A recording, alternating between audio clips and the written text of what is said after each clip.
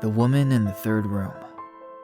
Some houses whisper when you're alone, but the one Marcus rented didn't whisper. It waited. And the third room, the one that was always cold, was never supposed to be opened. Not after what happened to the last tenant. This is Whispers by Dark. Marcus never believed in ghosts. He was a tech guy, facts and numbers, not feelings. After his divorce, all he wanted was peace, quiet, a place to work remotely and start over. So when he found the old house outside of town, cheap rent, big windows, surrounded by woods, he took it without thinking twice. The landlord was in a hurry to get it off his hands. That should have been the first sign. The house was large, too large for one person. The air inside smelled like cedar and something older, faint mildew maybe. The walls were stained yellow, like someone had smoked there for decades, but there was no ashtray, no scent of cigarettes, just that smell and silence. It had 3 bedrooms, though Marcus only needed 1. He set up his office in the second room and used the master for sleeping. But the third room stayed locked. The door was old, the knob stiff. When he asked the landlord about it, the man hesitated and muttered, "Storage, best not to bother with it." At first, Marcus didn't. He worked, slept, cooked simple meals, took walks in the woods, but the third room gnawed at him. He didn't like how cold the hallway felt near it, even with the heater running. Some nights, the knob would rattle lightly. Just the pipes, he told himself. Just old wood expanding. But then he began hearing things, soft breathing behind the door, light footsteps that stopped when he looked, and always that low clicking sound, like fingernails tapping wood. 3 weeks in, things got worse. It started with the mirrors. Every mirror in the house began to blur at the edges. When Marcus looked at his reflection, it seemed delayed, like the version of him inside the glass moved a second too slow.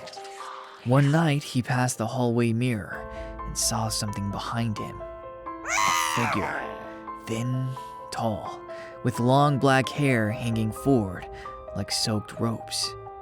But when he turned, nothing was there. He smashed the mirror the next morning. Then came the dreams. He began waking up at exactly 3:03 a.m., drenched in sweat, heart racing, always from the same nightmare. A woman standing at the foot of his bed. Her skin was gray, her eyes were gone, just empty sockets that seemed to pulse and breathe.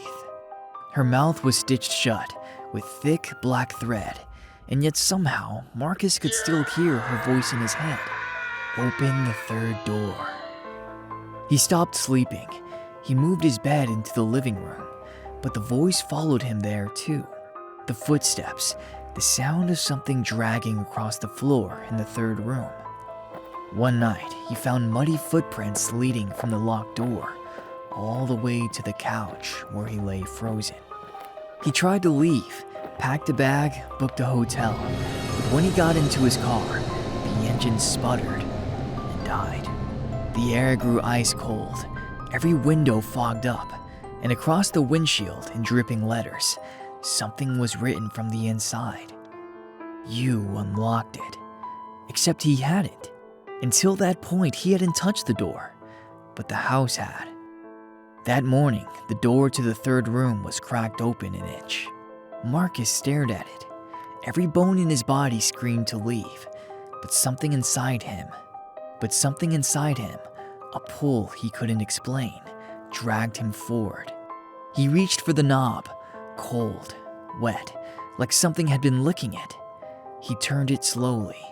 The door creaked open. The smell hit him first, rotten earth, damp cloth, and something else. The kind of scent that sticks to your skin, like old wounds that never healed. Inside was a bedroom, sparse, a rusted bed frame, a cracked vanity mirror covered in dust. And on that wall, scratches, hundreds of them, as if someone had used their nails to count the days. One mark for each day, and there were thousands. On the bed was a bundle of cloth, and inside it, a lock of long black hair, fresh, damp. Then he saw her, standing in the corner facing the wall. Same gray skin, same stitched mouth. Her arms were long, too long. Her fingers touched the floor. She didn't move, didn't turn. Marcus backed out, heart slamming. He slammed the door shut, locked it, and shoved a chair under the knob. But the damage was done. From that moment on, she was no longer in the third room. She was in all of them. He'd wake up with the sheets soaked through, smelling like the third room. The water in the taps turned black, thick like ink. Sometimes he'd hear whispers through pipes. Sometimes he'd hear whispering through the pipes.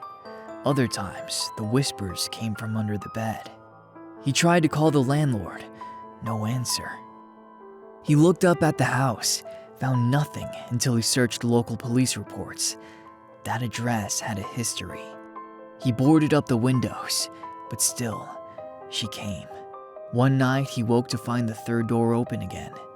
The woman standing in his bedroom now. Her head was twitching.